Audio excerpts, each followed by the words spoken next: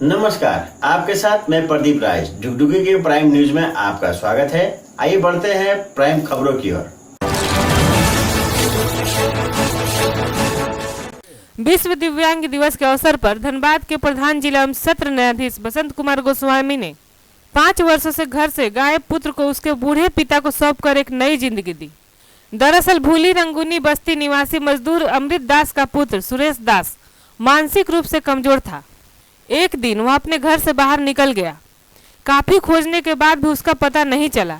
लड़के के पिता ने जिला विधिक सेवा प्राधिकार से अपने पुत्र को ढूंढने में मदद करने की विनती की थी।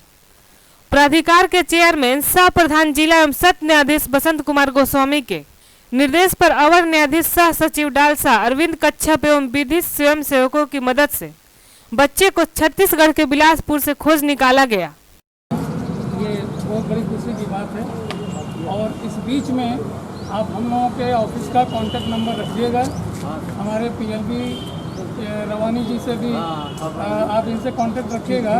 कभी कोई ज़रूरत इनके इलाज के संबंध में पड़े किसी भी सहायता की तो आप हमको जरूर याद कीजिएगा। हम ये विश्व दिव्यांग दिवस पर यह एक बहुत छोटा सा एक आयोजन हम लोग कर रहे हैं। उस आयोजन के पीछे एक कारण ये है कि छत्तीसगढ़ बिलासपुर राज्य विधिक सेवा प्राधिकार के सहयोग से आज सुरेश दास जी जो आज से 5 साल पहले अपना घर छोड़ दिए थे, इनकी मानसिक स्थिति ठीक नहीं थी।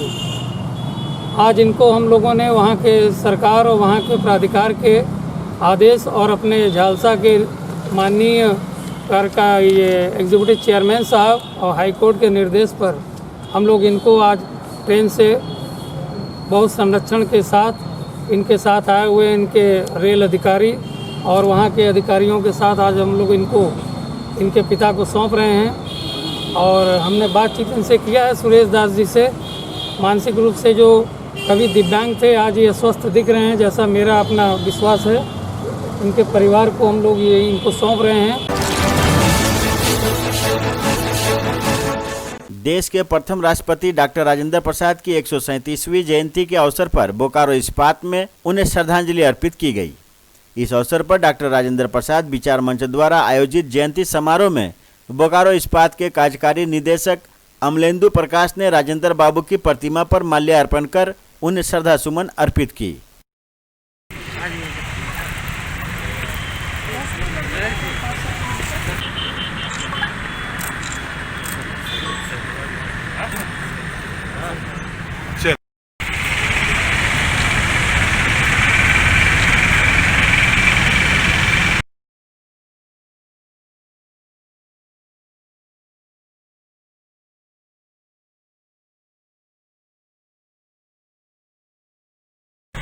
राजेंद्र बाबू के जीवन से सीख लें और उनके जीवन से क्या अच्छी चीज़ें हम अपनी ज़िंदगी में उतार सकते हैं, अपने जीवन में उतार सकते हैं, उसको उतारें। देश अपने आप आगे बढ़ेगा।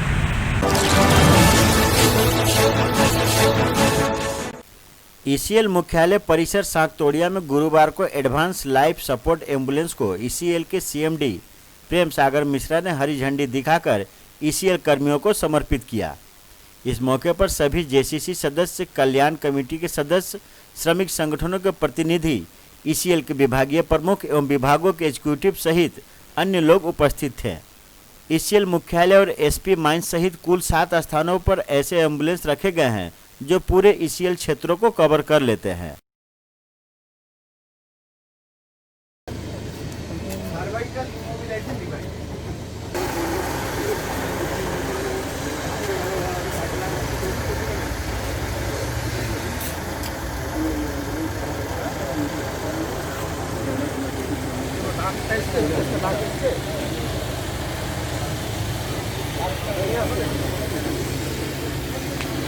हाथ कंगन को आरसी क्या, पढ़े लिखे को फारसी क्या। जब सामने हो गया उद्घाटन, अवसर भी दिया गया, अधिकार भी दिया है, तो आज का कार्यक्रम यही है कि ये जो एडवांस लाइफ सेविंग एम्बुलेंस है इसका उद्घाटन हुआ है ताकि लोगों के जान को बचाया जा सके।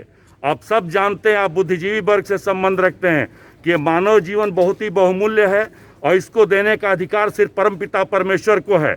और उसके बाद अगर किसी का बचाने का अधिकार इस मानव जीवन को बचा सकता है तो चिकित्सकीय सेवा है, चिकित्सक हैं और उससे जुड़े हुए लोग हैं, और ये ALS उन सबके नाम पे समर्पित है, ताकि एक मानव जीवन जो बहुमूल्य है उसको बचाया जा सके। और यही आज का कार्यक्रम में, यही आज का उद्देश्य है। और अब रोजगार समाचार में सबसे पहले बात राजस्थान लोक सेवा आयोग की, जहां असिस्टेंट प्रोफेसर के लिए कुल 918 पदों के लिए आप आवेदन कर सकते हैं, जिसकी योग्यता PG और NET, SLET और सेट है। PhD होने पर NET, SLET और SET से छूट मिल सकती है। उम्र सीमा 21 से लेकर 40 साल है। वेतन 15,600 से लेकर 39,100 रुपए प्रति महीना है। आवेदन की आखिरी तारीख 8 दिसंबर है। आगे बढ़ते हैं। अगला विभाग है बैंक ऑफ बड़ौदा, जहां पर अलग अलग विभाग के प्रमुख का पद है, जिसके लिए आप आवेदन कर सकते हैं। कुल पद हैं 7। योग्यता है ग्रेजुएशन। इसके लिए जो विशेष जानकारी है, MBA और मैनेजमेंट में PG छात्रों को प्राथमिकता दी जाएगी। उम्र सीमा 30 से लेकर 55 साल है। वेतन नियमों के मुताबिक होगा। आखिरी तारीख है आवेदन की 24 दिसंबर। जो विशेष जानकारी है, 10 साल का अनुभव इसमें अनिवार्य है और 3 साल का कॉन्ट्रैक्ट होगा, जिसे आगे बढ़ाया जा सकता है। केंद्र सरकार के किसान विरोधी नीतियों के खिलाफ किसानों के देशव्यापी आंदोलन के पक्ष में 11 कुंड में प्रतिवाद मार्च निकाला गया। प्रखंड स्तरीय संयुक्त मोर्चा ने गुरुवार को काली मंडा से कुमार धुबी मोड़ तक प्रतिवाद मार्च निकाला और नुक्कड़ सभा की। इस मौके पर प्रधानमंत्री व कृषि मंत्री का पुतला दहन किया गया।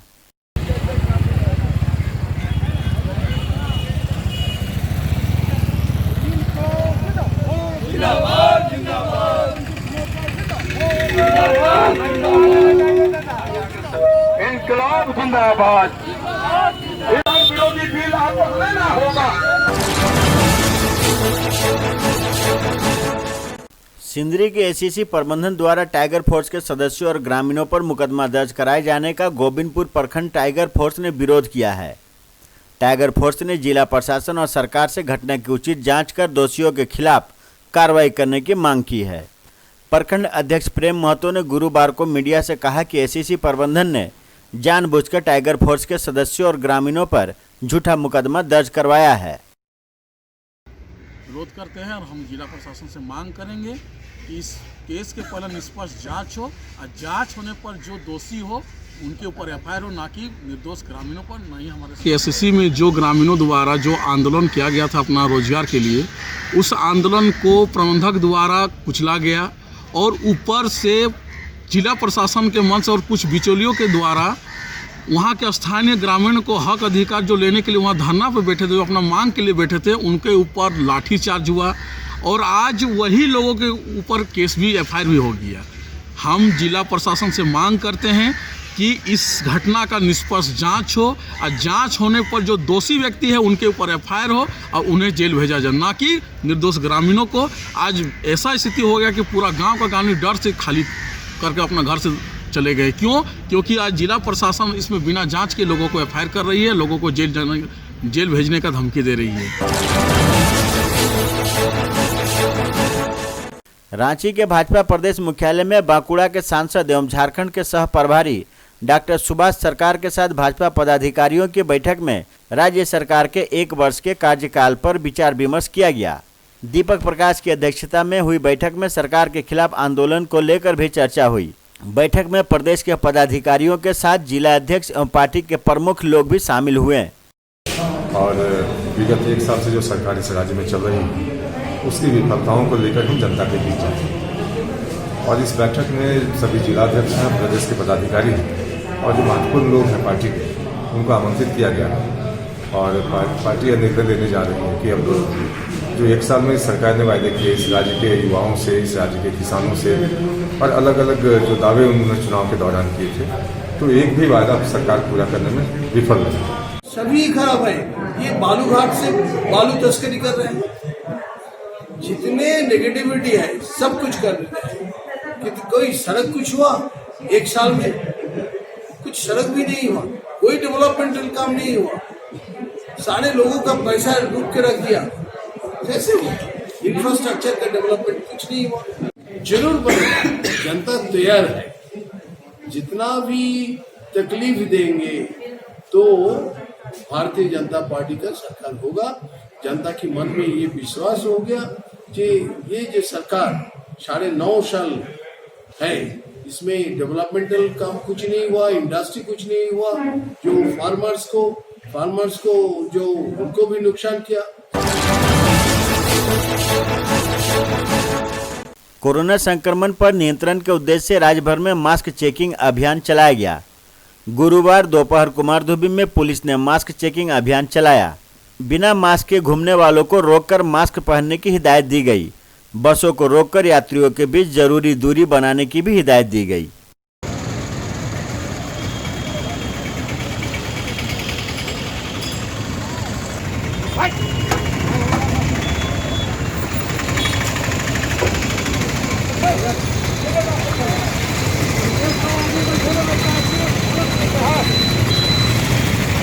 को लेकर जागरूक अभियान चलाया जा रहा है, जिसमें मास्क पहनना और 2 गज की दूरी रखना इस महामारी में बहुत ही अति आवश्यक है।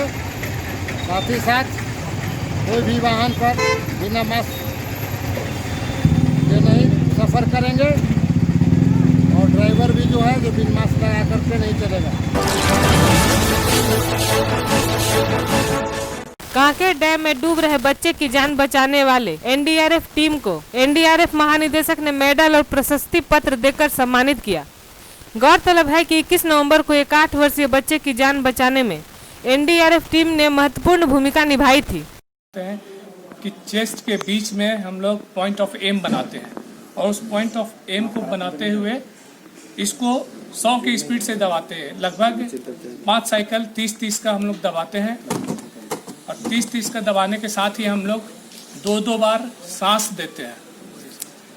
ठीक है, इस कार्रवाई को हम लोग कंटिन्यू लगातार करते हैं और इस कार्रवाई के माध्यम से ही अगर किसी का लंग्स काम नहीं कर रहा है या लंग्स और हार्ट काम नहीं कर रहा है तो उसमें ये हम लोग कार्रवाई करके उसके दोबारा सांस को पुनर्जीवित करते हैं।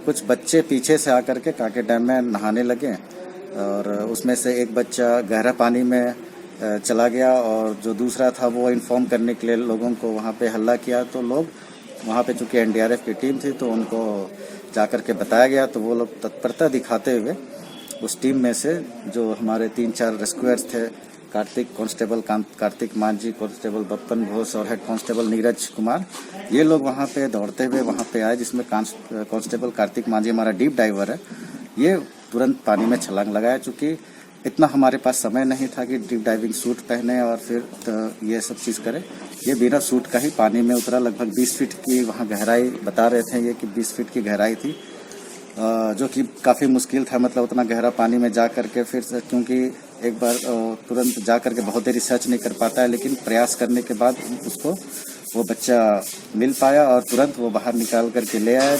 बाहर निकालने के बाद जो कांस्टेबल बप्पन घोष है वो तत्परता से उसको सीपीआर का कार्रवाई किया और साथ में असिस्ट किया हेड कांस्टेबल नीरज कुमार, और बच्चे का मुंह से पानी वगैरह निकाला गया और उसके बाद थोड़ा देखा गया, उसका नब्ज वगैरह चेक किया गया तो देखा हल्का सांस आ रहा। तो हम लोग तुरंत वहाँ से जो हमारी टीम थे ये गांधीनगर हॉस्पिटल को वहाँ से अपने गाड़ी में लेकर के गए, वहाँ पे वेंटिलेशन में रखा गया, वहाँ से फर्दर रिम्स में उनको रेफर किया गया।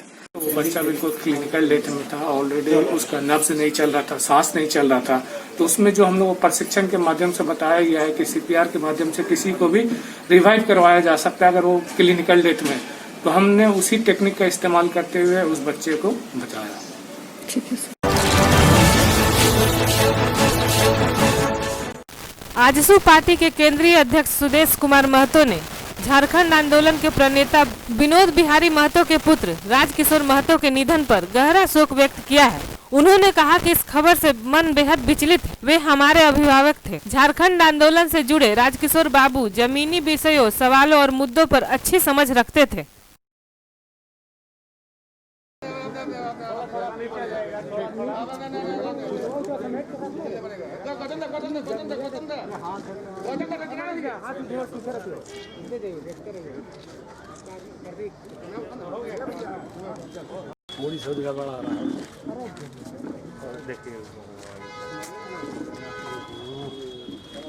अभिभावक खो दिया है।